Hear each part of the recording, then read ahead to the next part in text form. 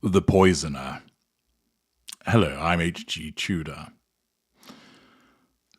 Continuing to educate you about narcissism psychopathy, I tell you about the various facets of my kind's behavior, talking to you about silent treatments, circular conversations, the way that we see the world, why you cannot cause the narcissist to give you what you want, why the narcissist behaves in particular ways in certain scenarios. I tell you about the fury, the facade management. I tell you about the golden period, the bronze period, the devaluation, the stranger zone. So many different aspects of it. Hundreds upon hundreds of videos going into detail, providing you with the world's best information about narcissism.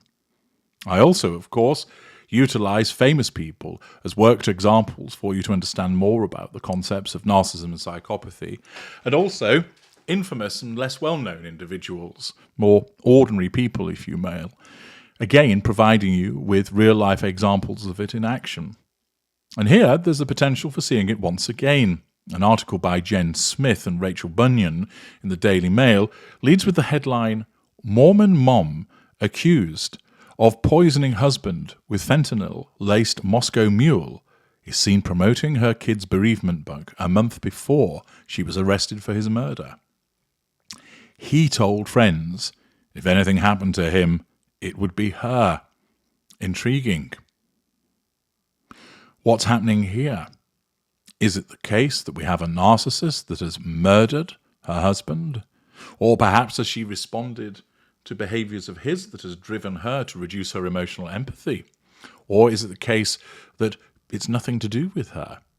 Let's dive in and see what we can learn. The Mormon mum, accused of poisoning her husband last year, was promoting the kid's bereavement book she wrote after he died as recently as a month ago. Kouri Richins, 33, is accused of murdering her husband Eric, 40, in their home in Kamas, a town near Park City, Utah, last March. Police believe she gave him a lethal dose of fentanyl disguised in a Moscow Mule cocktail. Now, if that's right, that of course exhibits a lack of or reduced emotional empathy as a consequence of poisoning him to the extent that he dies. It might be that there's no emotional empathy there whatsoever, facilitating this murder. Or, alternatively, it possibly could be that there was a temporary diminution in her emotional empathy causing her to behave in this manner. In the weeks and months before, she tried to make herself the sole beneficiary of his life insurance policy. That, of course, exhibits a residual benefit. He had changed his will and power of attorney to give his sister full control, and was even worried that his wife was trying to kill him, according to a police search warrant. Kouri remains in the custody of Summit County Sheriff's deputies, awaiting her next court appearance. Just last month, she appeared on a local TV station to promote her $14.99 book, Are You With Me? Video of that appearance shows her referring to her husband's death as a shock and talking wistfully about how she was guiding their 3 sons through grief. This, of course, assuming that she has killed him, would exhibit facade management. The fact that she has caused him to die, has murdered the father of her children, and then discusses that it's a shock, where of course if she killed him, it wouldn't be. Furthermore, by telling the world that she's guiding their 3 sons through grief which she allegedly has caused, exhibits a lack of emotional empathy for them. That she is compartmentalizing the behaviors.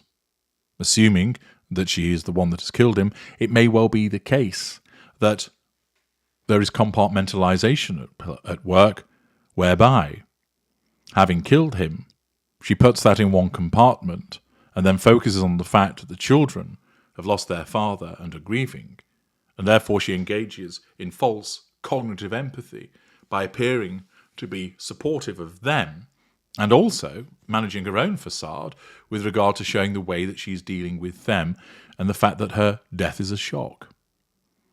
My husband passed away unexpectedly last year. March the 4th was a 1-year anniversary for us. He was 39. It completely took us all by shock, she said. We have 3 little boys, 10, 9 and 6. My kids and I kind of wrote this book on the different emotions and grieving processes that we've experienced in the last year. Again, if she has murdered him, it shows a callous disregard for the husband to then profit from his death, both in terms of the appearance of mourning and caring, but also writing a book about the very process that she has caused. She said she was motivated to write the book after searching Amazon and Barnes and Noble and finding nothing to help them cope. I went on Amazon and Barnes and Noble to try to find something to help us cope at night. Nights are the hardest. Pity play. I just wanted some story to read to my kids at night, and I couldn't find anything that suited them. So I was like, let's just write one. That again shows a lack of emotional empathy. Richins had told police she had performed CPR on Eric after finding him unresponsive in their home, but fire crew and medics who responded to the scene said this was unlikely as there was blood coming from his mouth. Therefore, it would appear that that's a lie, a revision of history. Her arrest comes just 2 months after dentist Jim Craig, who was suspected of poisoning his wife to death in Colorado. In the years before his death, Eric told his family he feared his wife was trying to kill him. There were 2 occasions when Eric became violently ill after having drinks or dinner with his wife.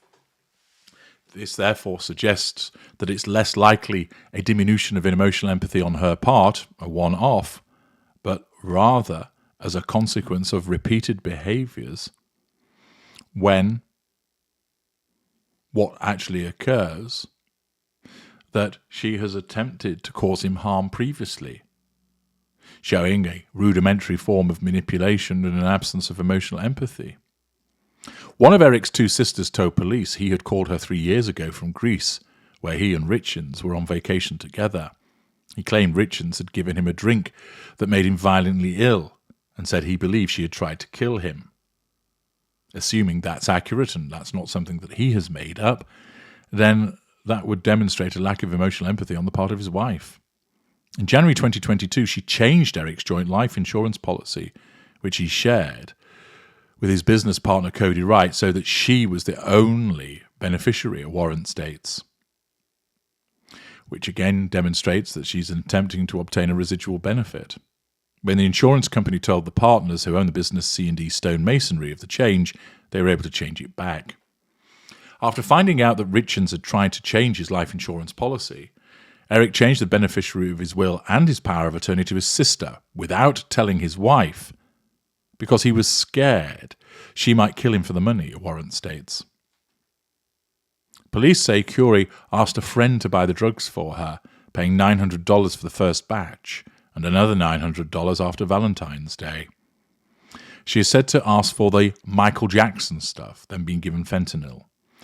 While she told police she did not use her phone on the night of her husband's death, police say records show she was texting with someone back and forth. Lie.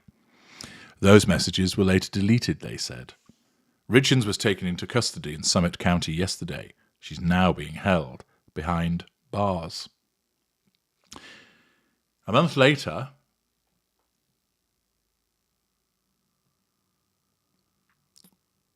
court documents show that on Valentine's Day last year, Eric suffered an allergic reaction following a meal with Richins. He couldn't breathe and passed out after using an EpiPen and taking Benadryl. Following Eric's death, Richins had claimed he had an addiction to pain medicine in high school, but there was no substance abuse issues since, possible revision of history and smearing. But friends and family told police they hadn't any idea of Eric being addicted to any form of medicine, and officers didn't find any painkillers in the family home. In addition to the murder charge, Richins also faces charges involving the alleged possession of GHB, a narcolepsy drug frequently used in recreational settings, including at dance clubs. The charges are based on officers' interactions with Richins that night and the account of an unnamed acquaintance who claims to have sold her the fentanyl. 2 months ago, Richins promoted her children's book on local TV and told a segment called Good Things Utah that she'd written it to help her 3 boys deal with the grief of losing their father. Facade management. She called her husband's death unexpected and described how it sent her and her 3 boys reeling. For children, Richins said, grieving was about making sure that their spirit is always alive in your home.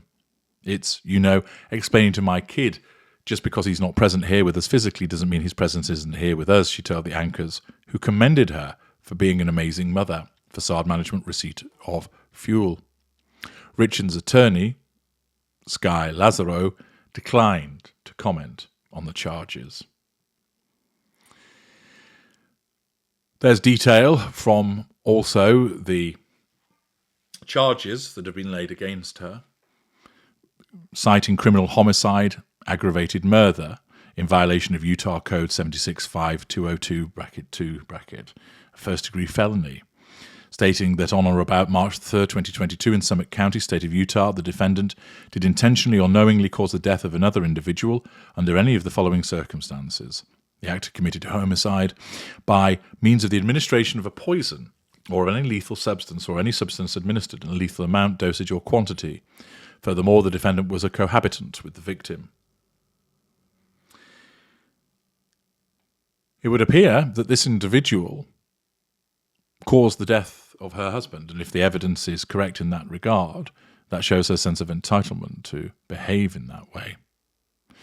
It also demonstrates, of course, her lack of emotional empathy for both him and, of course, her children by robbing them of his father, but then going further in writing a book to purportedly help them and carrying on as if nothing has actually happened with regard to her killing him, but that he died and it was such a shock. Certainly a callous and remorse-free response. This demonstrates a whole raft of narcissistic indicators with regard to this individual, which would support that she is an unfeeling, uncaring individual, lacking emotional empathy, acting with a sense of entitlement, demonstrating manipulative behaviors, seeking out residual benefits, acting with a lack of accountability for what she has done, needing to manage a facade, showing black and white thinking, showing the need to assert control and a response to those perceived threats to that control, and would likely support the fact that she is a narcissist. I've explained elsewhere that it is unusual for narcissists to kill. You're of more use to us by being alive, because then, as a functioning appliance, we gain fuel from you, the character traits and residual benefits. But there are some circumstances where a narcissist is driven to kill. More usually, it's as a consequence of explosive heated fury, and it is very rare indeed for a narcissist to plot and plan the death of somebody, compared to the instances where heated fury has resulted in an unintended death. Most narcissists do not kill. Some will do, and in most instances, it's from the application of heated ignited fury. Basically, the narcissist has lost it and will engage in shooting or stabbing or beating somebody to death. It happens in the moment. They essentially lose control. That's why often they're captured, because they're still found over the deceased, knife in hand, or fleeing from the scene but are soon caught thereafter. But a smaller number of narcissists do engage in the planning of the killing of an individual. It's the ultimate assertion of control, of course, to remove somebody in that way. And there are invariably different factors at play that drive the narcissist to go down that route compared to the other manipulations which are utilized. Here, it's highly likely that this individual, the mother, the former wife, Kouri Richins, was a narcissist, that she presented an image to the world of the doting wife, but then has cynically removed her husband, murdering him, and then carried on as if nothing has happened save that he died unexpectedly. That she has murdered him, but then portrays herself as the grieving widow and protector of her children, presenting a facade to the rest of the world, when in actual fact, she is the one who had killed him. I'm H.G. Tudor. Thank you for listening.